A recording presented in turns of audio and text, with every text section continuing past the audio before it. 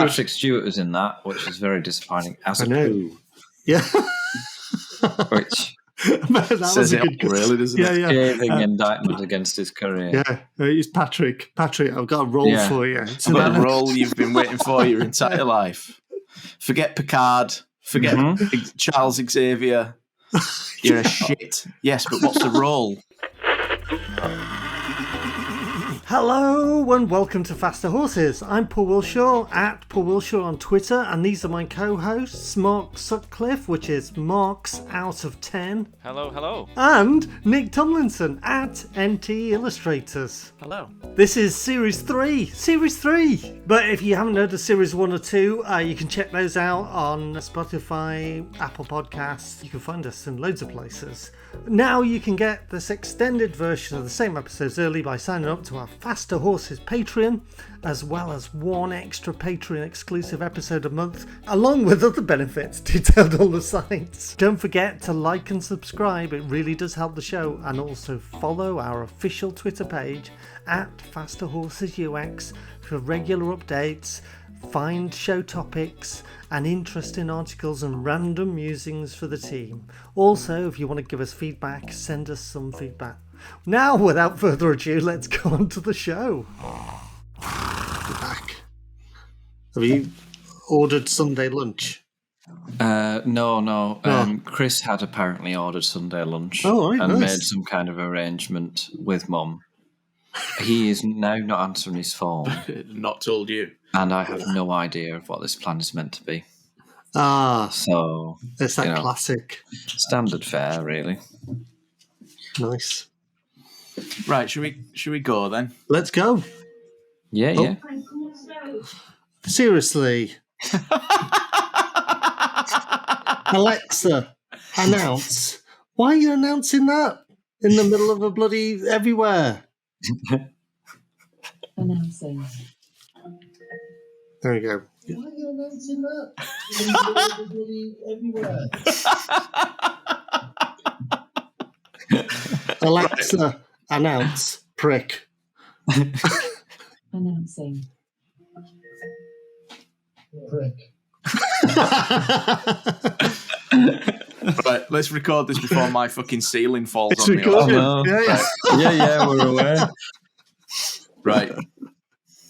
Who's doing it? Nick, I think it's this is mainly your topic, so let's straight from the horse's mouth. How rude. How rude. So it's all of our topic because the topic is faster horses. And the reason for that is because a lot of people, a lot of listeners and a lot of people who are aware of the show they either ask what faster horses means in general, or I've heard people kind of explain what faster horses means, but not quite hit the reason for why I suggested it as a name. So to give people like a bit of background on it, faster horses refers to a quote that's not really a quote that was attributed to Henry Ford of the Ford Motor Company, the original creator of the Ford Motor Company. And he said something along the lines of, if I'd have asked people what they wanted, they would have asked for faster horses. So first and foremost, I think it's understood that he never actually said that, right? It's like been misattributed, maybe just made up. But he's the one who's now like the owner of that quote whenever anyone mentions it. It's a bit like that Abraham Lincoln quote, isn't it? Don't trust everything you read on the internet. Which is one of my favourites of his. Yeah, he was a wise man. He was before his time. The pioneers, yeah. Yeah. I think, and it ties nicely in. It's part of kind of like innovation. People talk about it in innovation. Yeah, and it's part in user research as well. So, and I think a lot of people use it, in my experience, when they don't want to do user research. Yeah. So a lot of the reason I've got so much to say about it now is because it's been coming up a lot in various conversations, just by coincidence, really. And a lot of people talking about it. And I think maybe we'll get into that conversation in a minute. But I think the original reason we wanted to talk about Faster Horses is to explain why we called our UX podcast Faster Horses. So the understanding by some people is that if you use the Faster Horses quote, what you're actually doing is touting your abilities as a designer and kind of downplaying UX and saying that, well, I don't believe in UX because I've been a designer for however long and I know what's best.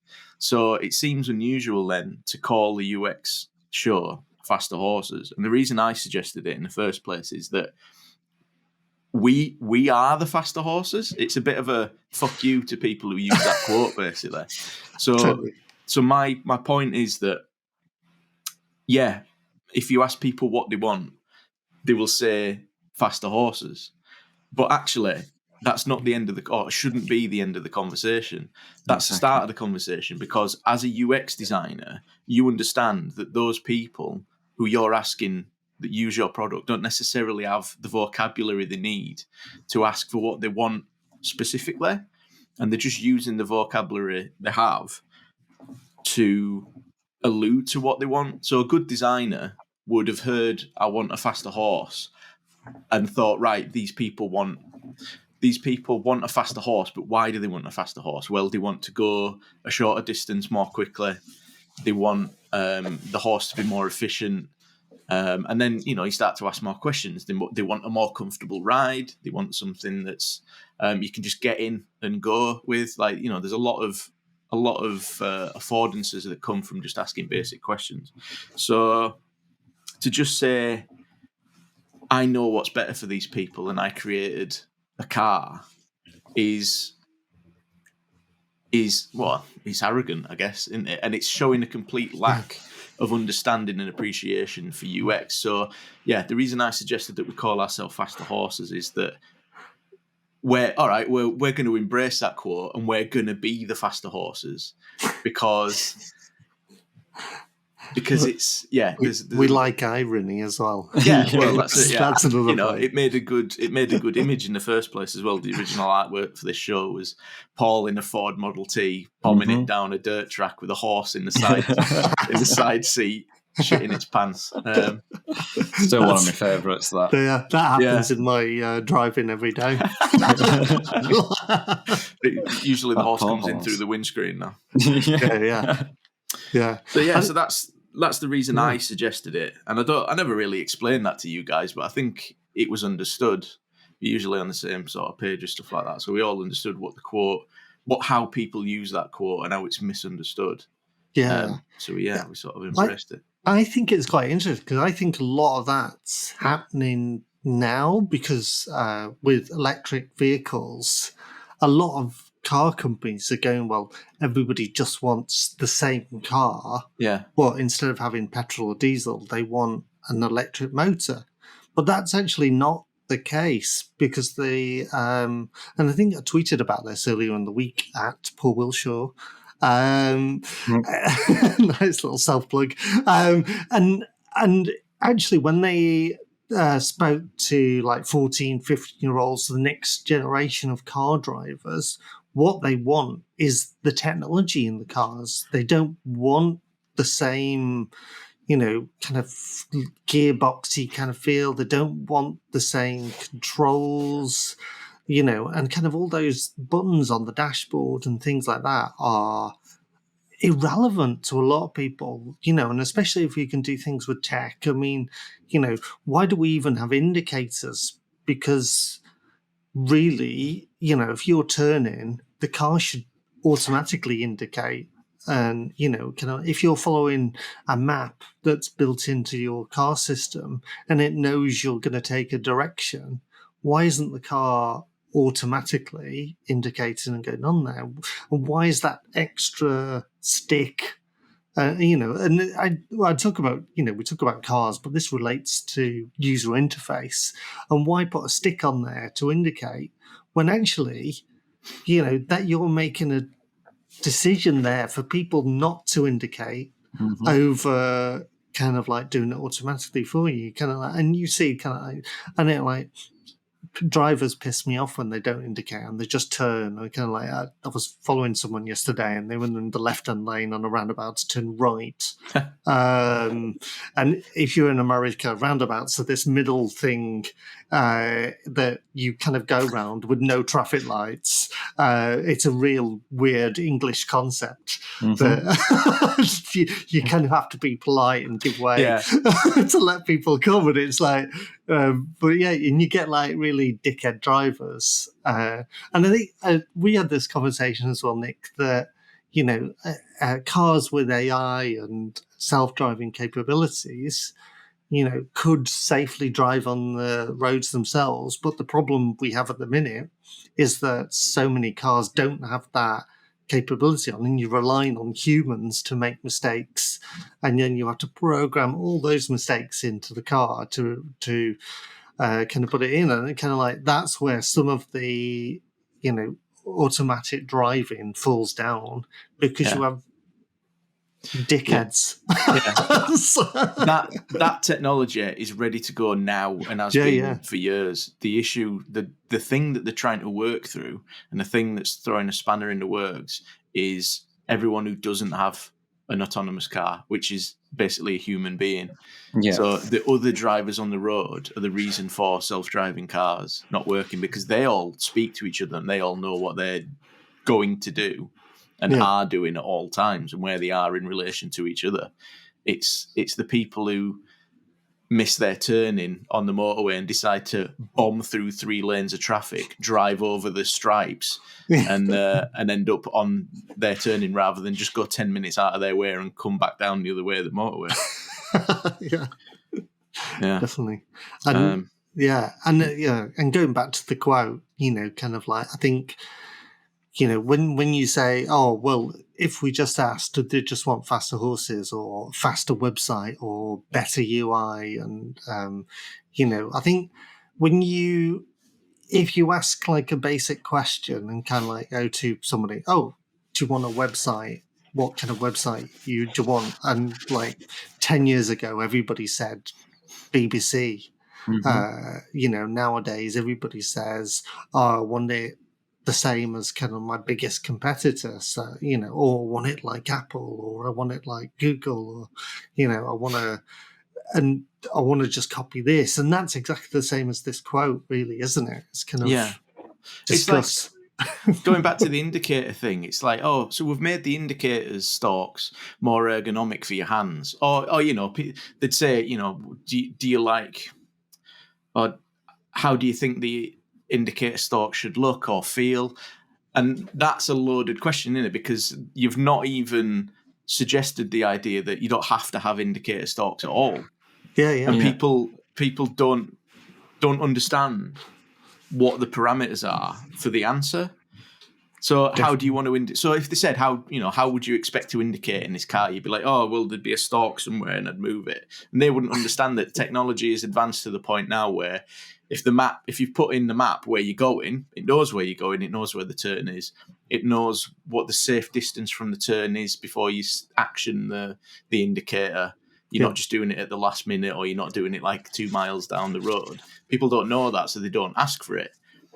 They ask for something within their experience of the world, and it's up to you as a designer to figure out the best way of achieving that emotional need through whatever you can come up with, and then you test it and see how they feel about it. So like getting into like the nitty gritty of where this has come up recently, you know, I've been having conversations with designers, or friends of mine have been having conversations with designers where they've kind of created something, and in order to kind of justify the design decisions they've made, or in order to justify doing things the way they've always done them, they've said, well, Henry Ford said, if I'd have asked people what they wanted, they'd have asked for faster horses. And justifying that, to me, feels a little bit like saying, I feed my baby steak because if I gave him what he asked for, I'd just be feeding him wah. Love it. You completely like the baby doesn't have the capability to ask for what it needs. It's up to you to interpret what it's asking for.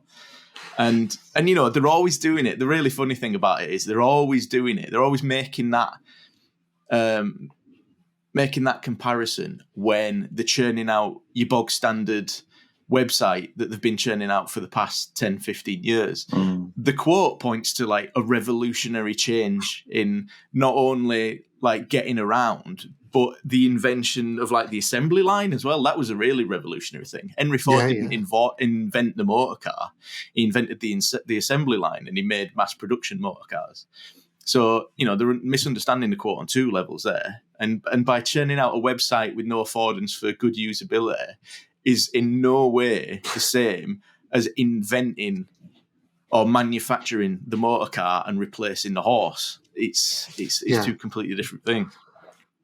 And I think as well that, you know, when you're talking to users of anything, you know, it depends on kind of the background of that user you're asking as well. So if you're going to ask a doctor what kind of website they're going to use, that will be different than if you're going to ask a lawyer kind of the website. If you're going to ask a CEO, if you're going to ask somebody who's very technical, they're going to use different things, and they're going to have different background experiences to, you know, bring to the table. So, you know, and going back to the quote, you know, if you ask, you know, 20 cowboys what car they want to drive, they're going to tell you they want a lovely, you know, stallion horse to drive, you know, and all those things. And if you're going to ask the right people the right questions, and I think, you know, kind of talk about unconscious bias, and this is one of my problems as well with personas and people. You know, anybody who asks for personas, I question the motive and kind of why do you want a persona? Because it tells you about the general audience or things like that. And, you know, if you talk about kind of like, we're going to pitch it to a CEO, and, you know, a CEO of a small business is probably the HR person, it's probably the website builder, it's the chief technology officer, it's the person who deals with the emails, booking schedules. They do everything, compared to a CEO of like a massive company, which they'll be very hands-off and they'll be very strategy-based.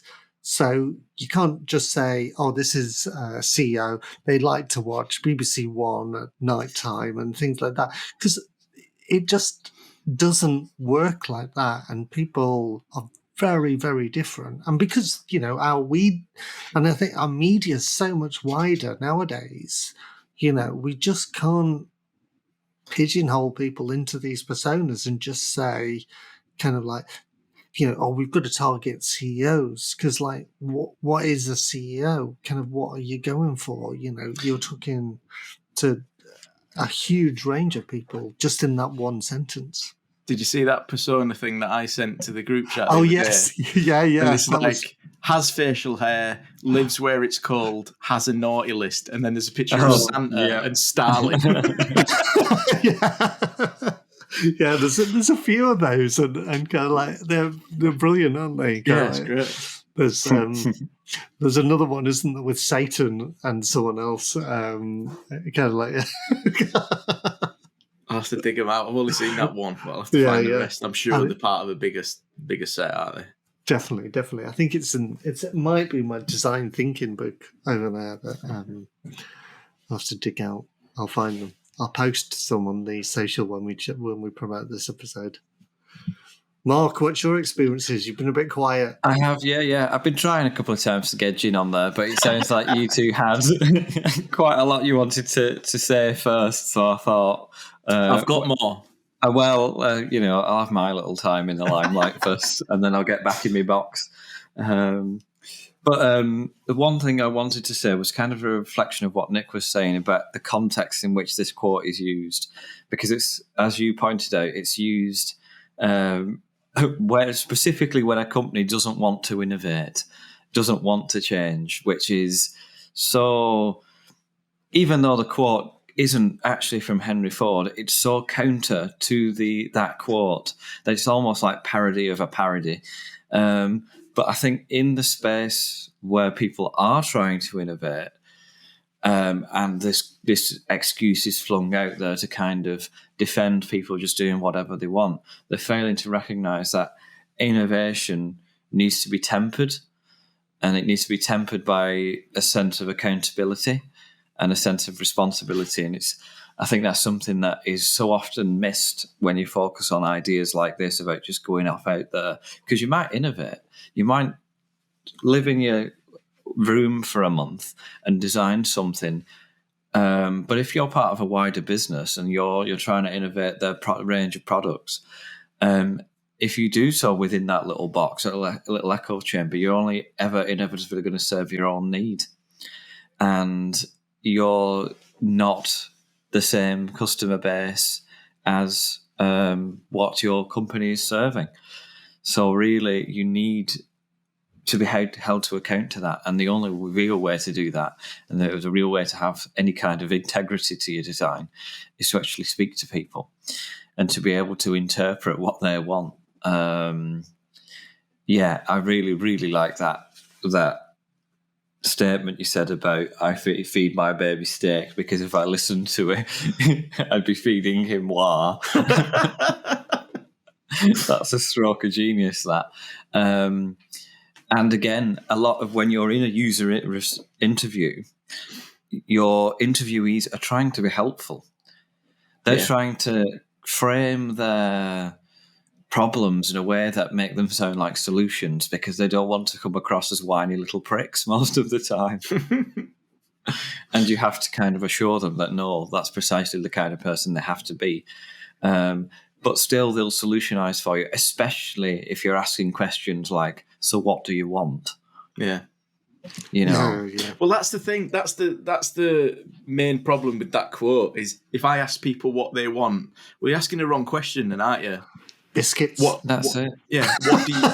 What do you want? Well, like narrow it down a little bit, or give us some cards to sort, or you know what I mean? Yeah. In what context? Yeah. What are the constraints? There are so many people, so many times I've been asked a question like that, and I've not known the answer because I'm not the expert on this. So I have to give something flimsy, such as I want to go faster. I want it to be easier, because the question is too open. And then on the converse side, you get the questions that are too leading, as you mentioned, and they lead to exactly the same problem. Yeah. They lead to the situation where you're asking, so how fast do you want this horse to be, before you've even prerequisited whether the horse is involved. And then the user has to, if the user, and some do this, you have to get a particularly ballsy individual who turns around and says, oh, well, I don't really want a horse at all. Yeah, that's the thing. It takes quite a brave person to say to the horse farmer that they don't want a horse. Yeah, totally. Not to mention the fact that the person conducting the interview is going off the persona data they've probably generated with the Starlin and Santa list, are specifically going to go after people who do want horses, as opposed to testing people who lie outside the current scope. Yeah, definitely. I think as well, you touched on a really good point there, Mark, that kind of it does depend on who you talk to, but also, kind of like the way you get feedback, is, and we all do it, don't we? Like, do people leave good reviews anymore? Very rarely, unless you get exceptional service, you don't leave a good review. It's all good reviews seem to be about service, not about the product anymore. Yeah, exactly. And and kind of like things like that. And it has to be really, really good to leave positive feedback for anything. But it's so much easier to leave negative feedback for stuff and for products and anything out there. You'll give, and I'm really bad at this because if I hate something, I'll give it 3 stars. And like, just because kind of like I don't want to ruin someone's entire business. And then, the other thing is, you can't give like 0 stars to something as well. Yeah. You've got to give it at least 1 star. So you've got to think it's at least, 20% good. Yeah, at least comment worthy. Yeah. Kind of like, and like, that whole scale of rating and things like that. The way we ask an MPS is a very good kind of metric on that, and what a lot of people don't realize is what on MPS, I think you only get positive if you rate something, is it a 9 out of 10, you become kind of like a neutral from 5 to 8, and then below that you're negative. So if somebody gives you, kind of like, they could just have like a bad day, or they could just be frustrated with something. They could have even slow internet, that might not be the fault of you as a provider, your website, or anything like that. Could just be something wrong with their technology. Their computer might have had to reboot, or they've had to do an update at the wrongest time. The wrongest time. No, yeah. Wrongest. You know what? The wrongest. The wrongest time. The worst time. And all those factors go into it. And kind of like, to give somebody kind of like an MPS rating, it's so true. And then there's kind of like all dark UX techniques to kind of force you to kind of give a better rating, or kind of like, the amount of times if you have somebody around to fix your boiler or something like that, and they say like, oh, if you rate me, then it affects my job.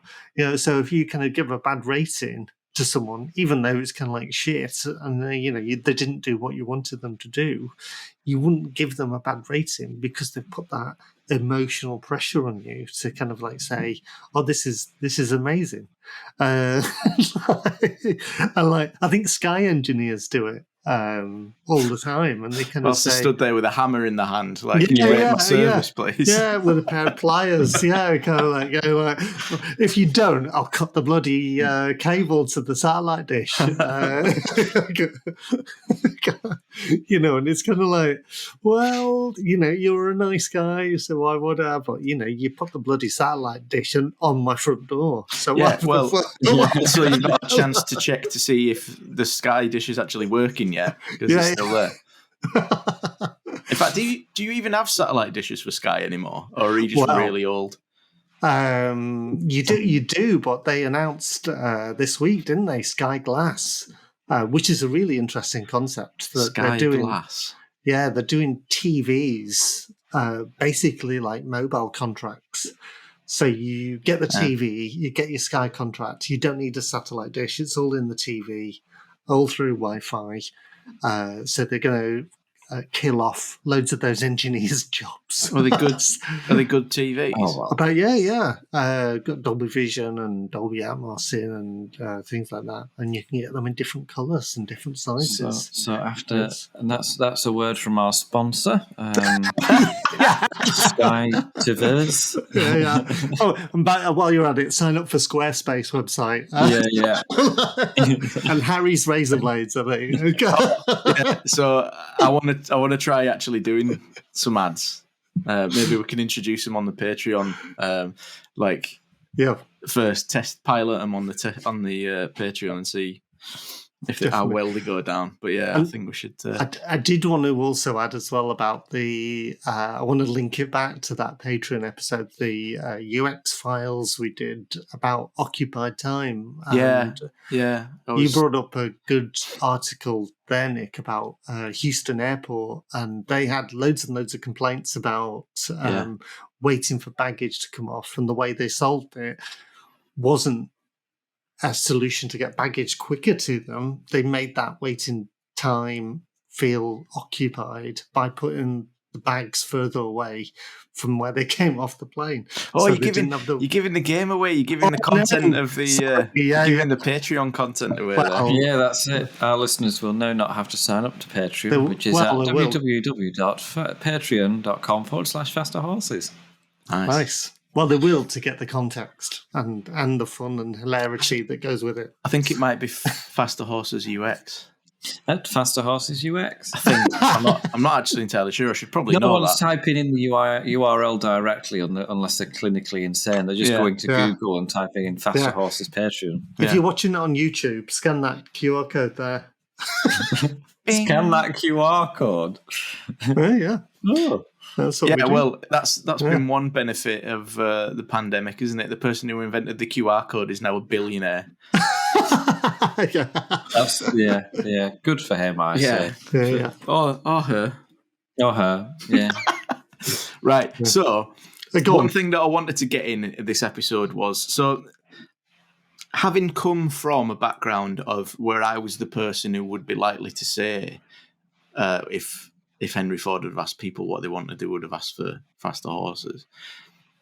It's quite, as that person, it's quite a good quote to use. And a lot of people, I think, would just be like, shit, he's got me there, and wouldn't know how to combat it.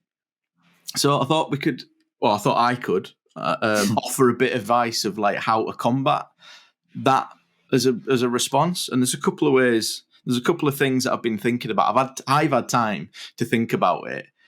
And in my head, I've gone, yeah, but you know how you have an argument with someone and then half an hour later you think of the perfect comeback and you're like, the only reason to invent a time machine. Yeah, exactly. Yeah. So I was hoping we could do a little bit of role play. And Paul, seeing as though you're the only person here who drives, I'm going to pick on you to be. So you're the guy, you're the designer who's been churning out websites for the past 20 years with no consideration for UX. And we're in a meeting. I've been pinholed.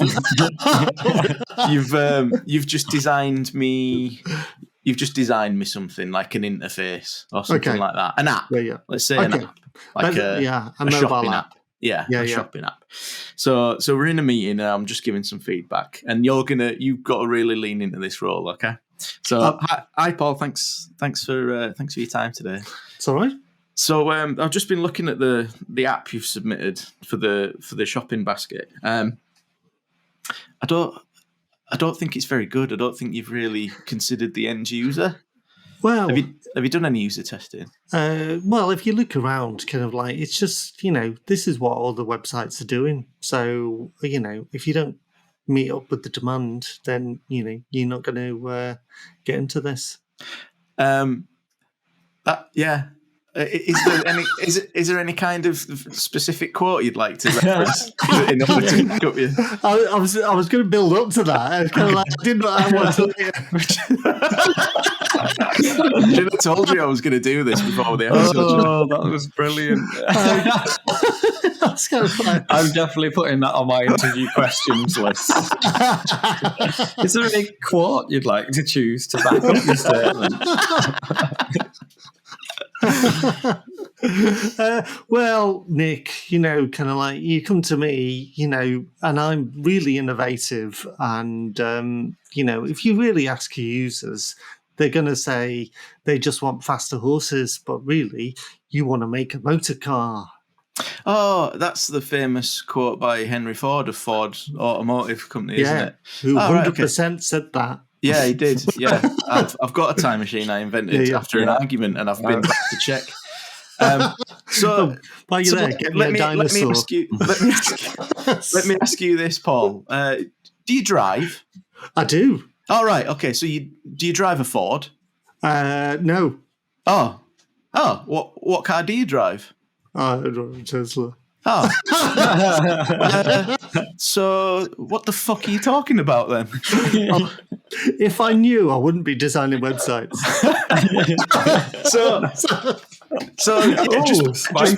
Just by asking someone if they drive and just naturally assuming that because of used that quote, they obviously drive a Ford. If they don't, then you simply say, well, that's user experience. You've decided that Ford and Yeah. offering the user experience that you want, and you've gone with a different car manufacturer. Because if that quote was valid at all, everyone on earth would drive Fords. Mm-hmm. And there would be no other car companies, because that's No. how usability and by extension capitalism works. Sorry, not usability, user experience. Oh, that'd have been great if I hadn't fucked that up at the end. Oh, I think it's take two. Go on, Nick. We'll But give. yeah, and you know, that's it in a nutshell, isn't it? You've made a choice there to not drive a Ford. Yeah. Because it's not a bloody faster horse. It's a very shitty slow horse. but also Ford now do user testing. Yeah.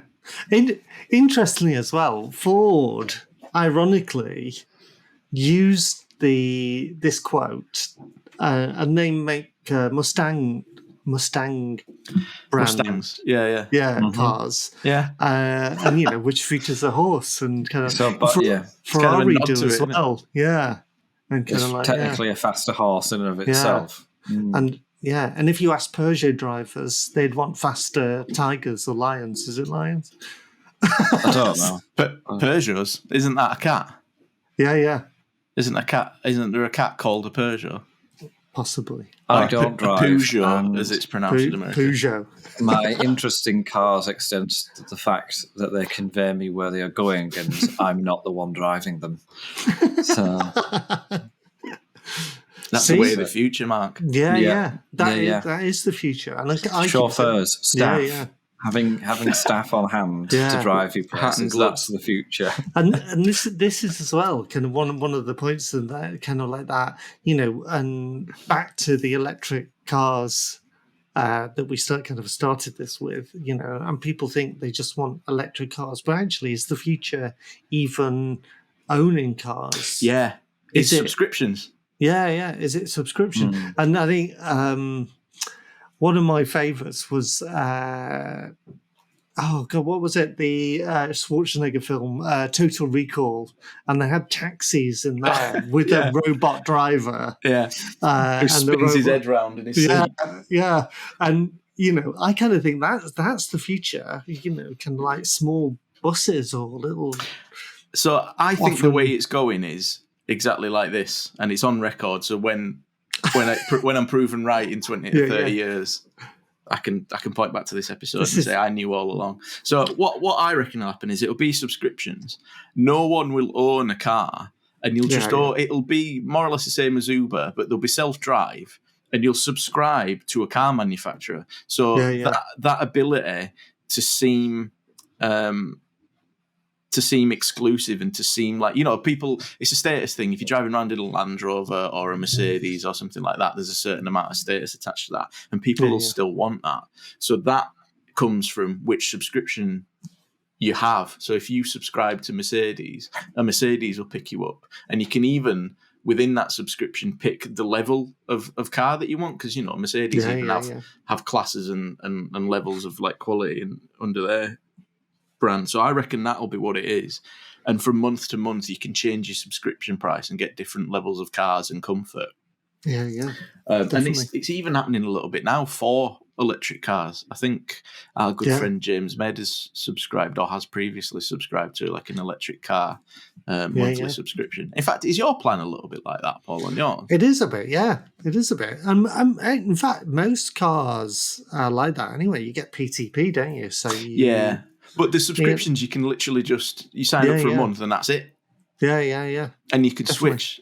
The ability to switch is, like a big. I think personally that the way that we ought to go with the technological advancement of cities and urban spaces in general, and the impending population problem where we might reach 20 billion before we plateau, is that we won't have space for cars at all, because we're building on an existing infrastructure that's going to be very difficult to tear up and move around. So I think we're going to have to be far more efficient about our use of space than a car subscription. I mean, if you think there's nifty infographics here and there about the actual real estate that people take up on different public transport, as if they're sat there and someone's removed the car and they're still hovering in empty space.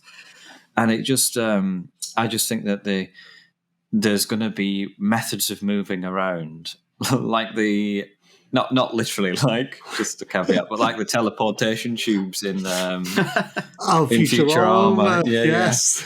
But there's going to be ways of moving around, or indeed bringing services to us, or meeting in the middle, or dedicated spaces that just completely revolutionise the way that we travel, full stop. And I think part of that is actually going to be the obsolescence of the car, because they usually carry one or two people. It's very rare you see people in the back of a car, but they take up I don't know what your average square metered space of a car is, but they take up a huge amount of space. 20 people crammed in. I reckon you could fit in the foot. What's it called? The footwell. The foot space of a car. The square footage, square meters of a car. Footage. Footprint. Footprint. That's the word. Yeah. Yeah. But yeah, you can fit in loads of people on there. But it's weird, isn't it? It's weird, and we're still thinking like this. And is that just corporates trying to kind of like still take our money and things like this? And you know, kind of like they talk about transport problems and things like that. And actually, I think the one positive of the pandemic is that you know, we've rethought how we meet people, and, you know, kind of like meet people for a coffee is a real luxury nowadays. And, you know, you have a lot more kind of like Zoom or Teams calls and getting that, you know, and you can do that, you know, you can meet 20 people rather than kind of like, you know, traveling, getting stuck in traffic for an hour, finding somewhere to park, getting to the coffee shop, doing the same thing back and stuff like that. But it's weird, isn't it? It's weird. But I think we're slowly moving on, and I think the pandemic has eased us onto that. And you know what? If we asked the pandemic what they thought, they'd say more viruses. Yeah. Faster viruses. Jesus, I don't bear thinking about, does it? No. Anyway, enough faster horses. We'll post some links and other things out in the chat below and stuff like that. And on Twitter.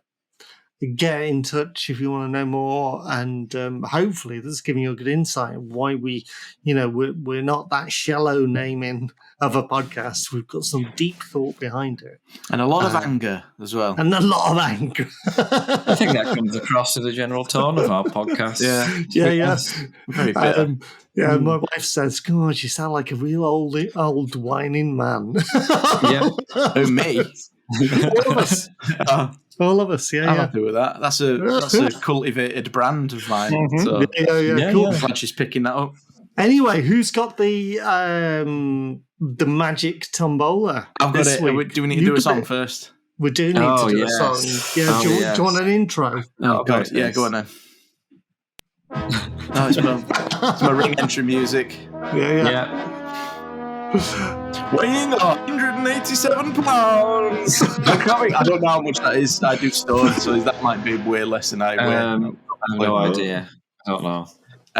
Right, so go on. You ex-tombola, what you gonna do when the big tombola machine falls on you and breaks your arm? Do. I love it. There you go. Amazing. Thought I needed that bit of symmetry. Rhymed like poetry. Right, give it a crank. Yeah. Sorry, let's do it. I don't know that. Oh, fuck off, Alexa. There we go. Secretly, she's running the tombola machine. Right.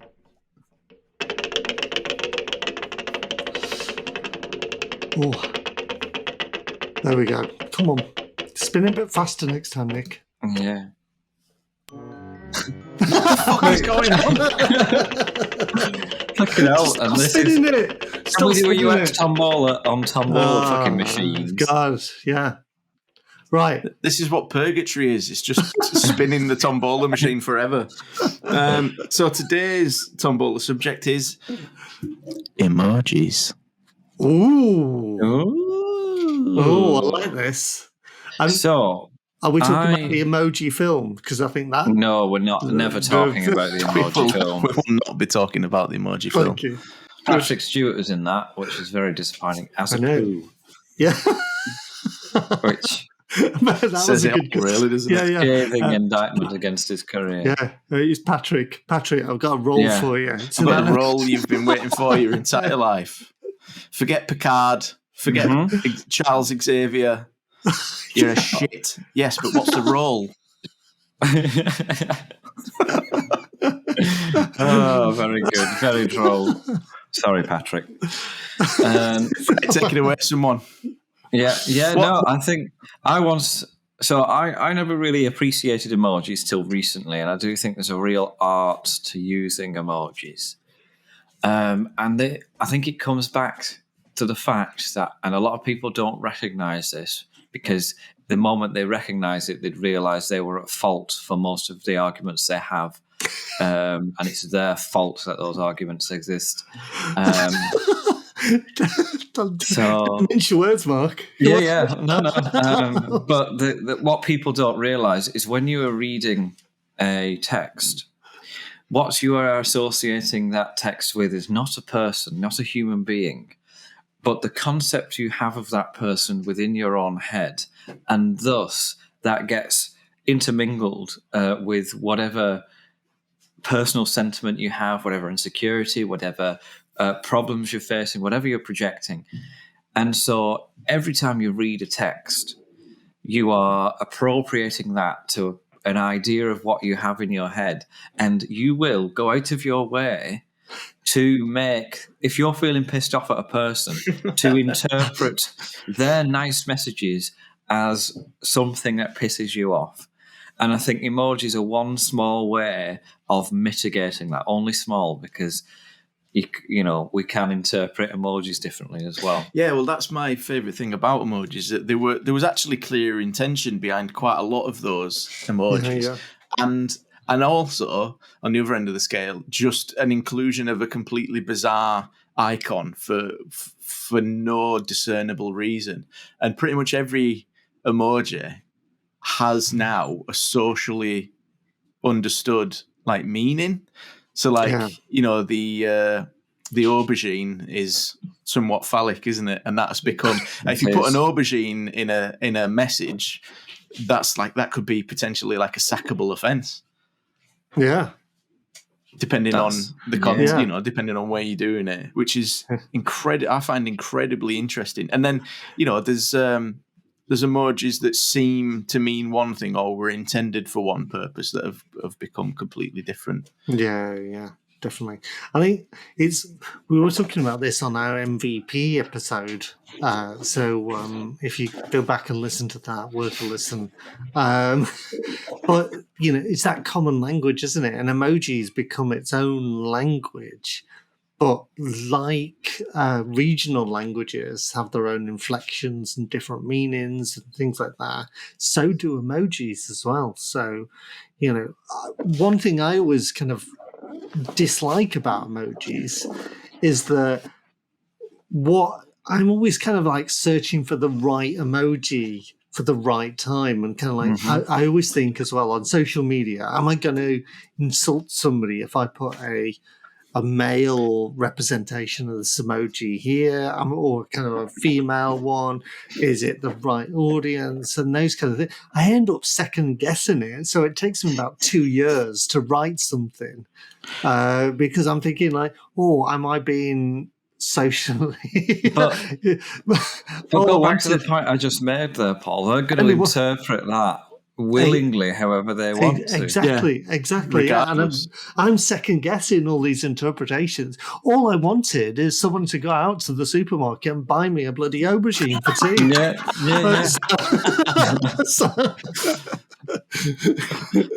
But you know, Twitter's word count is still, even though they doubled it, it's still difficult to describe that scenario without using the emoji instead of the word aubergine. I don't know how to spell aubergine. So, so that helps. I've seldom opportunity now. See, Because, that's a benefit of emojis. For people who can't read and write maybe as well as other people. Yeah, yeah. An emoji actually solves a problem there, doesn't it? You don't know how to spell ramen, but you can find the emoji. You know what it looks like. Definitely. Unless you pick the wrong one and pick the spaghetti by accident. Spaghetti is just ramen that's gotten out of the hot tub. Yeah, yeah. I know. But yeah, in terms of, but now you can communicate entirely in emojis, can't you? And that is one of the massive advantages. So if you went to a different country, you could actually, quite succinctly communicate with somebody who doesn't speak the same language. Yeah, you could. But again, that raises questions. So there's something. There's an emoji that a lot of people use in England, which if you look on the emoji keyboard, if I describe it, it's like a white star shape with a pink swirl in the middle. And a lot of people use that emoji as like set dressing and like sparkles and like a firework kind of looking thing. In Japan, that's a fish cake. You put it in food. And it's got as far as I'm aware, no connotation other than you put it in ramen. But in England, people have got no concept of what that is and just assume they know what it is and start using it for different things, which is quite interesting. Yeah, I think that would be really interesting to examine, like how different geographies, or even within a nation, never mind globally, but how they interpret different emojis and how they use them. I remember seeing some. I was just going to call them an optimist because they were, and they were celebrating something, and it came out as this big long paragraph, and after every single word with emoji associated with it, they had put one of those emojis. I hate that, and I have to say it was exhausting to go through that post. There was something difficult to read about it, not in the sense of legibility, but in the sense of having to pause to interpret what an emoji means and how it's affecting the tone of a conversation. I remember I've done this a couple of times. I've put indeed at the end of a long conversation and realised, oh shit, that sounds like I'm being really dismissive there. I edit the comment, put a happy little emoji there, and it turns all of a sudden from indeed to I agree with you.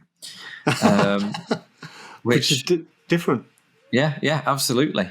And I got called out for my sneaky emoji use, but, that's diplomacy now. Yeah, you can literally, it's the difference between it's the difference between a statement of fact at face value and like an ironic statement in which you mean the complete opposite. You just put a laughing face emoji at the end of it, and people know that you mean actually the opposite of what you just said, or like a smirking face or an eye roll or something like that. Which without it, the interpretation could be up for discussion. It reminds me a lot of stage directions.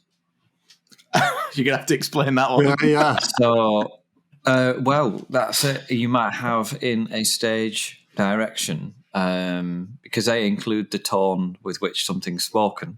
Yeah. Right. So you'll have square bracket with anger, close square bracket. Yeah. And then you in it. Not. And then you move to the end of the Exit table. stage left. Chased off screen by a bear. Yeah. Which is in it's some Shakespearean thing. Yeah, it's in a Shakespeare play with no context whatsoever. No, and it's just chased off by a bear. Why not?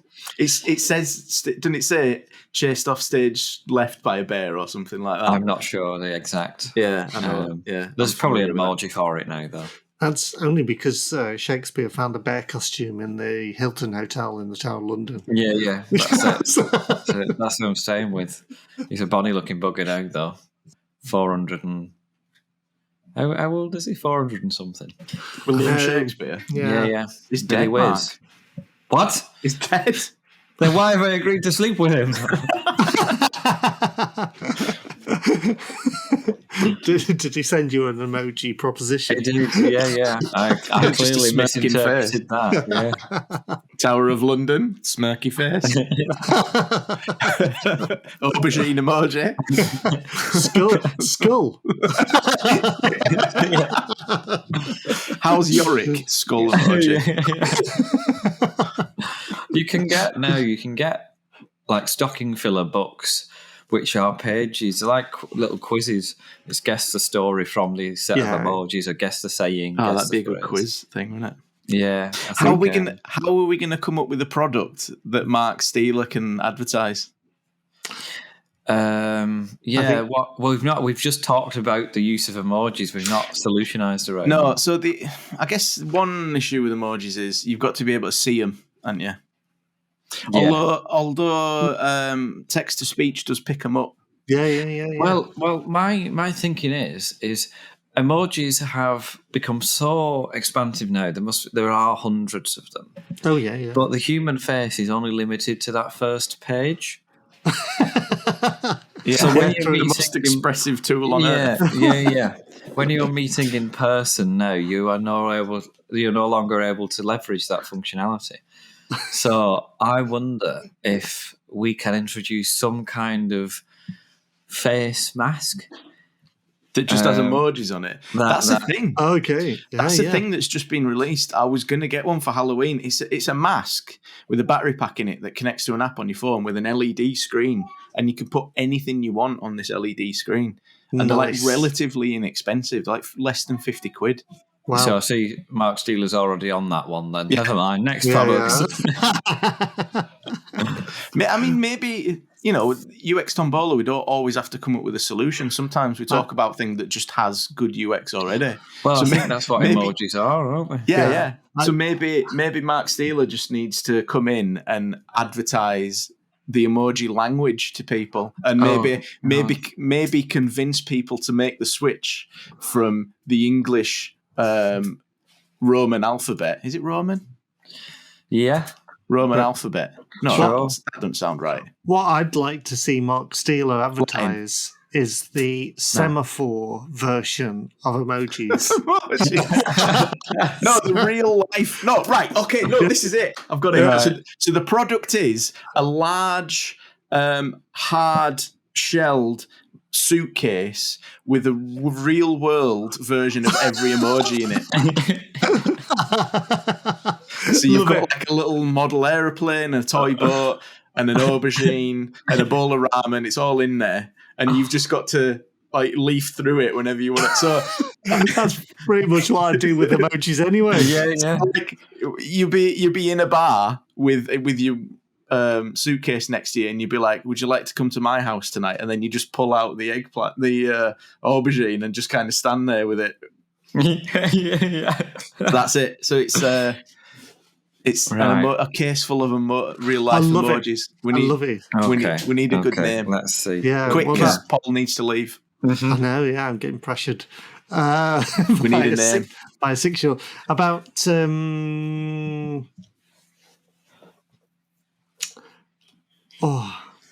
emoji portfolio. That's a bit rubbish, isn't it? Emoji case. Yeah. I don't know what we can name it. Come on. Uppercase. Mojolio. Bag of drugs. A Mojolio. Mojolio. Yeah, right. Go with that. Yeah. Go with that. Like all it. right. Okay. Come on. Dust off. Hello, guys and ladies. I'm here today with a very special product, rolling eye emoji. I have got for you here this very large case, approximately the size of a tabletop, expanding into the size of a much bigger tabletop. And within it, rolling eye emoji, aubergine, little ramen circle, is all the emojis you need to effectively communicate. Now, if this wasn't an audio format, you would see me lifting up every supportive emoji from my little case. Aeroplane, gun, man with top hat, dress, shoe. Bye today. Love heart, aubergine, fist, squirty, simple. Love you. Thanks, I'm Mark. See you later, Bolton Market. Love you. Almost went into like some sort of like high class terrorist espionage on a plane in the middle. I realised there was a story unfolding there. I think now all we need to do is a microphone and an open hand emoji and just end the episode. Yeah, that's it. Absolutely. Brilliant. It's been an absolute blast. Short but sweet this time. Like me. I'm going to go back to bed. Aubergine. Dash, man running. Aubergine, fist.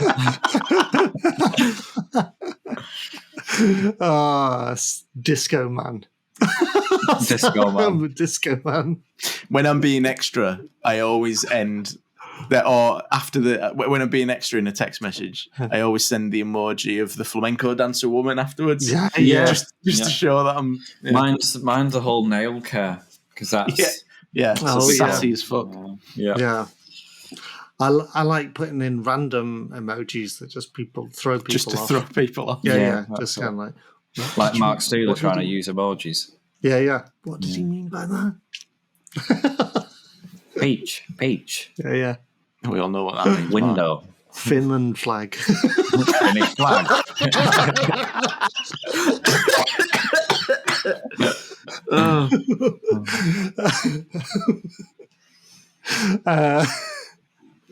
Some people won't get that, and I think we should end it there. Love you. Love you. It's been an absolute blast. Peace. Yeah. See you next time. Fucking hatchet job.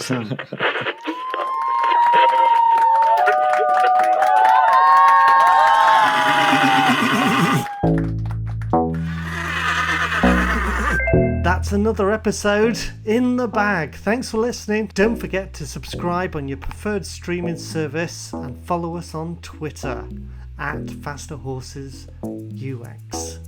Catch you in a couple of weeks for another episode, and we'll see you soon.